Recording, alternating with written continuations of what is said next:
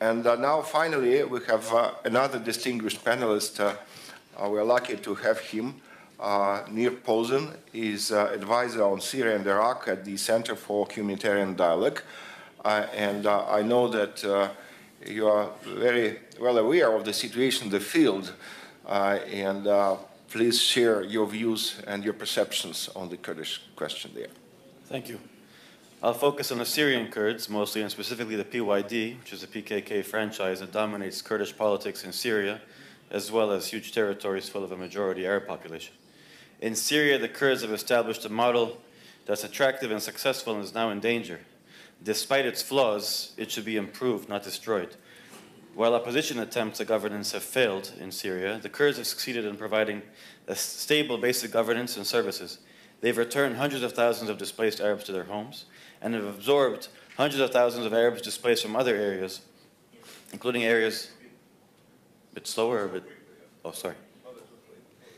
They've absorbed hundreds of thousands of IDPs, displaced people from who fled ISIS, and they've also absorbed hundreds of thousands of displaced people who fled areas even under government control. Of course, there is a famous equal role given to women in their political and military structure. They're also more disciplined and better behaved than almost everybody else in the region. If the militia was taking over my village, I would hope it would be them rather than some of the alternatives. On the other hand, there's no doubt that they're led and controlled by the PKK. Predictions that Kurds and Arabs cannot get along have proven as false as predictions in Iraq that Sunnis and Shias cannot get along.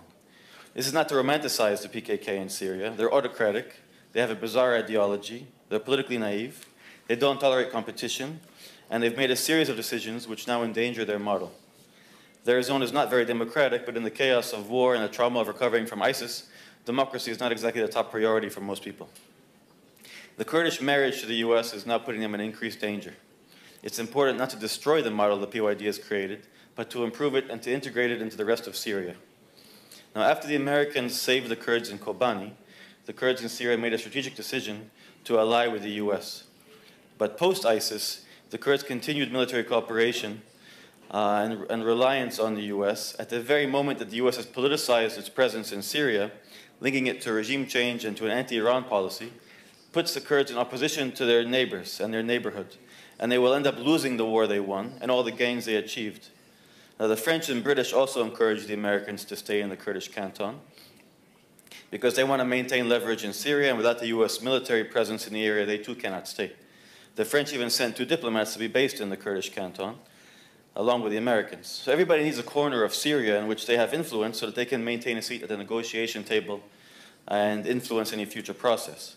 This is also an important reason why Turkey is so keen to maintain its foothold in Idlib and the Euphrates Shield Zone. But the Kurdish road to isolation under this American umbrella can only lead to war with their neighbors. There are 2 options to avoid this war.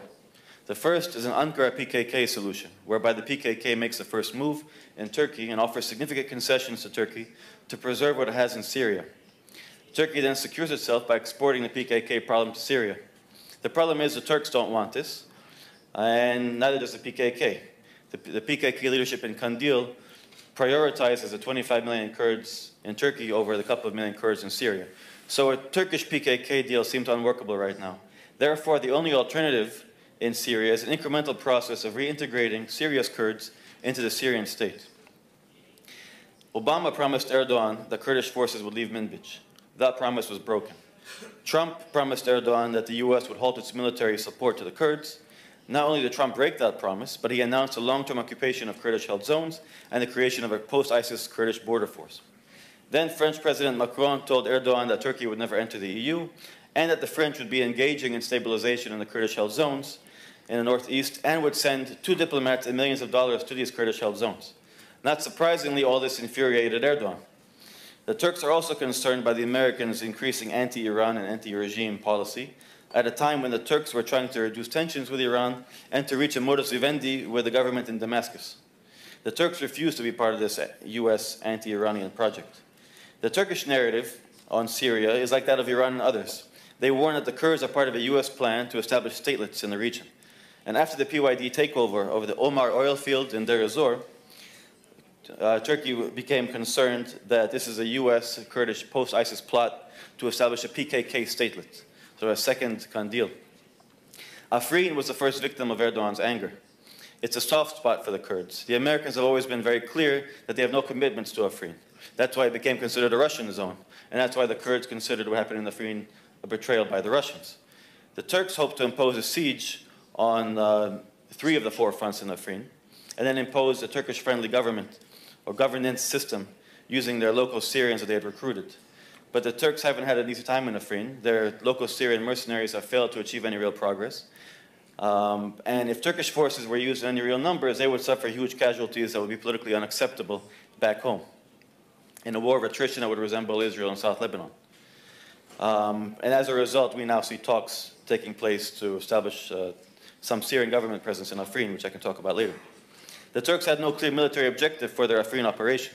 It's possible that what they really wanted to do was to secure a corridor between the Euphrates Shield Zone in northern Syria and Idlib, so that they could have this zone of influence that will give them leverage in future talks. Because if you don't control territory in Syria, you don't get a seat at the table in the negotiations. As for Damascus, they've tolerated and have avoided provocations, or what they considered provocations, by the Syrian Kurds for the last few years. Damascus views the PYD, however, as connected to an increasingly hostile American agenda. The US has not directly linked its presence in Syria with the regime change agenda and with putting pressure on the regime, etc. Damascus began supporting the Syrian Kurds in 2012, before ISIS, when they were being threatened by the FSA, the Free Syrian Army, by Jabhat al-Nusra. And of course, Damascus has a famously very old relationship with the PKK. Damascus sees the Kurds as insurgents that it chooses not to fight. In the point of view of Damascus, they protect against the Turks. They protect the border. And thanks to the Kurds, this region didn't fall to pro-Turkish forces or to ISIS. They view them as a good antibody to Turkish influence. The Syrian government isn't too worried about them because it's a landlocked area, they're prisoners, and they're surrounded by enemies. So for the governments, the Kurds are a local force it can deal with as opposed to Turkey. The Syrian government sees the Kurds as Syrians, and it's so far refused to throw them under the bus despite their alliance with the Americans. And they've made this clear in meetings in Damascus, even before they began this process of stepping in to help in Afrin. Syria doesn't view Turkey like it does Israel, but it almost does, especially the AKP government, which it views as a threat, the Muslim Brotherhood government that betrayed this friendship with Damascus and supported Nusra in the view of Damascus. Now, the Syrian government's strategy is to maintain the survival and support the resistance of the Kurds, and they view American support for the Kurds right now as sort of free support for the strategy. While Damascus is indeed concerned over the American presence in northeast Syria, it views it as a lesser evil compared to the Turkish presence in northern Syria. Damascus also expects the Americans to leave eventually, especially since it's a landlocked area with no resources and potentially many enemies on the ground. As for Iran and the Iranian axis, US policy, as I said, is increasingly hostile to Iran, post-ISIS. The pro-Iranian axis, which also includes Lebanese Hezbollah and the various Iraqi factions, is now worried that continued Kurdish military cooperation with the US means the Syrian Kurds will be redirected from an anti-ISIS force to an anti-resistance axis force, or an anti-Iran force. Now, signs of Saudi interest in financing stabilization in the Kurdish-held areas also increase the perception that the PYD is being pulled into this US-Saudi axis against the Iranian axis. Among the terrible blunders made by the Kurds in Erbil in the referendum time was raising the Israeli flag during the referendum celebrations, thereby associating the Kurdish cause with Zionism, with the enemy, with colonialism, with Israel's interest, and of course raising the Israeli flag on the border with Iran is bound to be very provocative in the region. So it's not in the interest of the Kurds or other groups in the region to isolate themselves and associate them with Israel, even of course if it's in the interest of Israel to support the creation of ethnic or religious statelets or cantons. The Kurds cannot ever be Israel because they're not a military fortress cut off from the region. As a result, they need to integrate and push for greater equality. Now, Lebanese Hezbollah says that they want the US out of the Syrian zone, and the only way to get the US out is if the Kurds work under the umbrella of the Syrian state. Hezbollah has told the Kurds that it doesn't want an escalation with them, and doesn't want to see them getting dragged into regional conflicts. The way to avoid getting captured by the Americans, Hezbollah says, is for the Kurds to increase cooperation with the Syrian state, either in Afrin or in issues like oil, resource sharing, border management. A long-term US presence in Syria, which is both anti-regime and anti-Iran, is a threat to Hezbollah. And the Kurds are the ones giving the US legitimacy to stay. Hezbollah does believe, however, and its allies do as well, that they can reach an agreement with the Kurds, or rather that they can help the Syrian government reach an agreement with the Kurds. Hezbollah and its allies in the Axis remain committed to supporting Afrin, however, and preventing it from falling into the hands of Turkey. They say they're going to support the steadfastness of the Kurds over there. And historically, in the last few years, there's been a lot of cooperation between the Shias in nearby Nubal and Zahra and the Kurds in Afrin. As for the Russians, at the same time as Russia and Turkey were improving their relations, the Russians were losing their patience with the Kurds. Despite a real sympathy that we've seen for the Kurds in the past from Russia, the Russians were increasingly critical and partly shared the view from Ankara, Damascus, and Tehran that the PYD, under pressure from a newly aggressive American administration, is being pushed towards an autonomous and even an anti-regime agenda that will prevent the Kurds' reconciliation with Damascus and reintegration into the Syrian state. The Kurds are being dragged into this policy of axes with the US and maybe even with the Saudis, which they don't want, but they see no alternative. But the more they get in bed with the US, the more difficult they will find it to strike a deal with Damascus or with Ankara and to de-escalate with their regional environment. This exclusive isolationist policy, relying on the US alone, will eventually provoke a reaction from Damascus or from Ankara once again against the Kurds. Now, the Kurds tell us, the PYD, that their first priority was and still is to strike a deal with the Syrian government. But the government hasn't made any good offers to them, they say. And the Kurds themselves haven't been able to articulate anything good on their side. There is a need for back channels and a dialogue process that only Russia can organize. There will not be a broad settlement for the Syrian crisis, but an incremental process of local trust building which gradually extends the scope of cooperation between the PYD and the government can be achieved. Now, oil might be a good starting place to launch this cooperation. If the PYD is reluctant to directly have a deal with Damascus because of mistrust, it should be encouraged to engage with the Russians on a resource-sharing formula, for example, on the Omar oil fields in Deir ez-Zor. This will help de-escalate with the Syrian government and allows for cooperation with the government on selling oil. It can then also open up other fields of cooperation, for example, joint border management of the border with Iraq. And this will show Turkey that the central state is coming back to northeast Syria and the Kurds do not want partition. Ankara will be reassured that there's no PKK statelet in the making as a result. Russia improves relations between the Kurds and the government, and this ends up easing a settlement between the two winners of the war, Damascus and the Kurds. More cooperation could follow then under the formula of returning the state without returning the regime, such as returning Syrian service ministries, Ministry of Education, etc., to the Kurdish-controlled zone. Then border police in Damascus can patrol the border with Turkey and Iraq, reassuring the Turks once again. Practical cooperation leads to more substantial talks on constitutional arrangements and on how to accommodate the Kurds' demand for federalism with the readiness of the Syrian government to work within the framework of a new and improved Law 107 on local administration. Now, these talks won't lead to a final agreement, but they can ease understandings for the more formal settings where we will see agreements maybe taking place. It appears that the US doesn't object to these ideas, or object to the notion of cooperation on oil. And many American officials will privately admit, at least, that the Kurds have no choice but to strike a deal with Damascus. The Kurds are the only opposition left in Syria. The Kurds are more acceptable to Damascus because they're not seeking a violent overthrow of the government, and they are secular. They're not a Sunni sectarian or extremist force, and they can never be a Turkish tool against Damascus. Privately, even members of the opposition in exile are becoming more pragmatic, realizing that they've lost the war.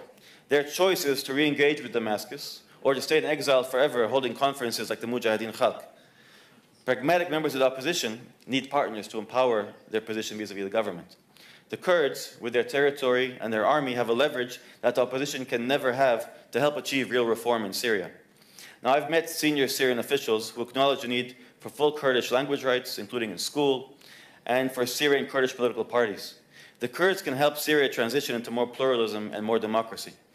Syrians interested in reform can ally with the Kurds and pursue changes to the structure of power, rather than the simple removal of the president, which is never going to happen now. This cooperation with the Kurds will also Syrianize the Kurds, making them less threatening to the Turks. Talks with like-minded opposition networks can, in parallel with discussions on the constitution, also address the issue of governance in the Arab majority areas that the Kurds control. This slow process of decentralization will connect the government officials, Kurds, and the independent opposition members in a triangle that can ease the more formal state or UN-led processes in Sochi or Geneva. Syrian Kurdish leaders make it clear that they do not want to secede, and they do not want a Kurdistan model such as in Iraq. They want a federal system, and they want to apply it to all of Syria. But because of concern over future threats, the Kurds plan on expanding their army to 100,000 men. This will only be a self-fulfilling prophecy, transforming them into a threat, and they'll only be an infantry force because they don't have an air force. So the Kurds right now are divided between those who want constitutional guarantees before they reach an agreement with Damascus, and those who support an incremental approach based on cooperation on things like oil and the border. There is no hope, which some Americans have, to split the PKK from the PYD or the YPG. But a deal can be struck whereby the foreign PKK members from Iran or Turkey leave. Eventually, the PKK-led Syrian militia will have to be integrated under a Syrian chain of command as part of the Ministry of Defense or Ministry of Interior. Now, Russia, as I said, is on good terms with the two winners of this war. So they're in a position, you're in a position, to help negotiate this deal. The Turks have made it clear that they will welcome any deal which acknowledges Syrian sovereignty and begins to see the return of Syrian state to PKK-held areas. For 2 years, the Turks have been making this clear. They would rather see the Syrian government forces on the border than Kurdish forces. So this agreement is also Turkish-friendly. It reduces the PKK nature of the Syrian Kurdish canton. Americans say they don't want a KRG in Syria, but the Kurds see the American umbrella as an opportunity to develop their institutions and their autonomy. But the more they do this, the more difficult it will be to integrate them into a future Syria. Americans say that a deal should be part of a national resolution of the entire conflict, and that a non-PKK entity should represent this part of the country. And indeed, the Kurds have been trying to establish such a non-Öcalanist party recently, with local lab representation. It's called the Syrian Future Party. And the Kurds seem to want to make it PKK-free and to attract Arab populations to it, and thereby plug themselves into the international arena. So talks on oil sharing, border sharing, and other issues have been blocked because of the Kurdish demand for constitutional guarantees first. But Damascus correctly says you can't have constitutional guarantees or a modified constitution for just one area of the country. Final status issues have to apply nationwide and have to be agreed upon through some national forum. There can be no constitutional agreement now, but we can discuss constitutional issues and work on a bottom-up approach which creates a new informal and decentralized reality that eventually will be formalized into a constitutional agreement. Ultimately, the Kurds can be the key to solving the Syrian crisis. The solution for all of Syria is local administration, decentralization, and more pluralism. What will apply to Hasaka and other Kurdish areas will equally apply to Idlib and to Latakia, taking into account local cultural differences and social differences. This is, in fact, the only thing you should be talking about in a Sochi II or in Geneva. Not a constitution. Syria already has a constitution. And not unrealistic ideas of transition, which will never happen, but how do you transition Syria into a locally administered system? I think we should ignore these useless constitutional committees, which, even if they come up with a constitution, will never be implemented, and establish a decentralization committee. This is the key to ending the war in Syria right now. Thank you. Thank you, Nir. I was particularly impressed with the positive spirit of your presentation. You were trying to find a solution to the problem, and I think that you made a very compelling case for turning Kurds from a part of the problem to a part of the solution to Syria at large. I think that's very valuable. One can question to what extent this option is feasible, but I think that we should think along these lines exactly. What I'd like to do is to give each of the panelists 3 minutes to respond to questions that were raised and to the comments that we heard here. So let me start in the reverse order with Nir Rosen, please. Thank you. So first, Dr. Valdai, the issue of American intentions, this is something which has been baffling for all of us trying to understand, whether in the Obama administration or perhaps even more so today. Every institution in the American government has been deeply divided over the issue of the Kurds. It hasn't just been State Department against the Pentagon, but it's been factions within the State Department, factions within the Pentagon. Within the National Security Council, we have the former generals who maybe are pro-Turkish, while the Special Forces guys who naturally sympathize with the Kurds, and you had State Department officials that sympathize very much with the American and Turkish appointed official opposition and the Free Syrian Army against other Americans who sympathize deeply with the Kurds. The thing is, once you're in a place, you don't know how to leave it. This is part of the problem the Americans find themselves in. I don't believe there was some conspiracy or plot. The Kurds were a very convenient partner in a situation when the Americans lacked any other convenient partners. They tried and failed with the so-called moderate Sunni opposition. And they found in the Kurds a disciplined and able force. But then they were able to establish these bases in a no man's land, and in these bases you can now conduct all kinds of interrogations and have black sites. It's also very convenient. And then how do you leave? The legacy of leaving Vietnam is always in the minds of American officials. As a humiliating withdrawal. Will they be accused of letting Iran win if they leave for free? So now they want to leave but extract a price, a political concession, or somehow to declare a victory. And of course the region is still unstable, so you never know. It's useful to have your own military outposts in basically a non-state area. But I see the Americans getting sucked in more and more, almost against their will, and then different American officials with their own agendas, with the anti-Iranians or special forces community, all have their own reasons for why they may want to stay in this corner of Syria. I think the anti-Iran reason seems to be the dominant one. Of course, it's absurd because the Iranians aren't in this part of Syria. You might as well be anti-Chinese. I mean, it is, being based in the Kurdish-controlled areas of Syria doesn't help you against Iran. And in fact, the whole understanding of what Iran is doing in Syria is wrong in the U.S. administration. There is no occupation or satellite. I mean, there's no Iranian presence to really confront their Iranian advisors who support the Syrian government, very much like the Russians. And the solution is to, obviously, end the war as soon as possible. And we see when battles end, the Iranian forces leave. But I am concerned that we'll see the Americans getting sucked in more and more because they don't know how to leave. Somebody raised the issue of international law and how it applies to various issues. I think, speaking as an American, international law is really only for the weak. We see that in how everybody behaves. And when it comes to Israel keeping the Golan Heights, I don't think the international law is a concern for them because they're a powerful actor. And the Syrian conflict is the best thing that ever happened to them because nobody will ever demand that Israel gives back the Golan Heights to the Assad government. Other reasons why it's been good for them is, of course, the Sunni-Shia conflict has distracted Arabs from focusing on Palestine. On the issue of the Kurdish quest for independence, I'm not Kurdish. I'm actually 1/8 Kurdish. But anyway, I'm American. I don't have the right to say whether there's a Kurdish people or not. But we see huge differences between the Kurds in Syria, in Iraq, in Turkey, in Iran. And we don't see a Kurdish quest for independence except for the Kurds in Iraq.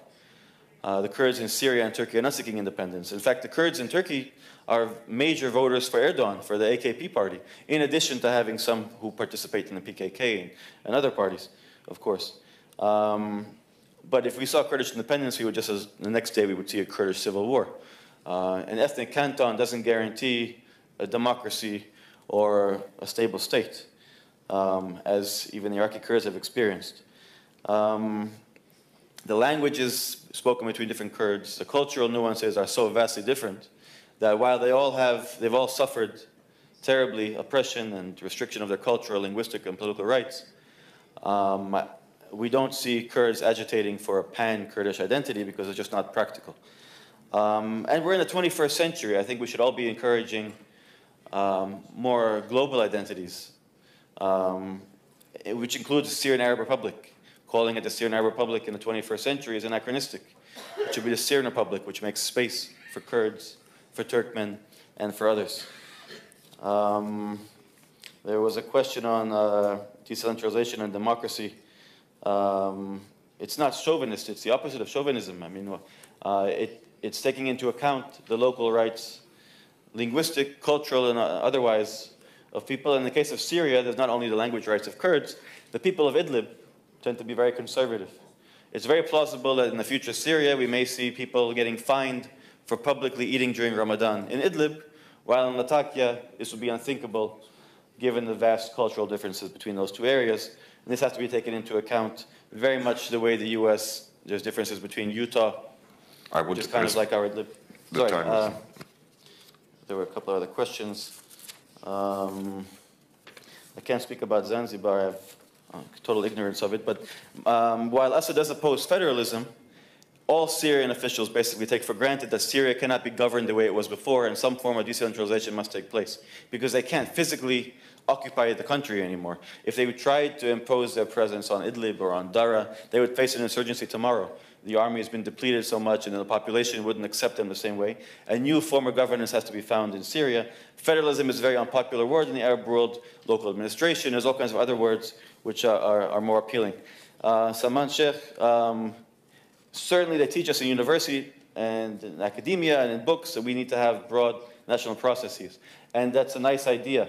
And I'm not opposed to it, and we work to support the UN and the Mistura, whether in Syria or other processes. But it's 2018, and those processes have failed in Syria, not because of the good intentions of the people involved, maybe because of their mandates, maybe because of the various national players. So it doesn't appear possible to achieve a national process, or even if it is, it's going to be farther down the line, which shouldn't delay us from pursuing whatever local achievements we can, which, and unfortunately, many people in the international community have delayed local solutions because they feared that they competed with a national solution, and as a result, we saw the war being actually prolonged by this insistence on a national solution.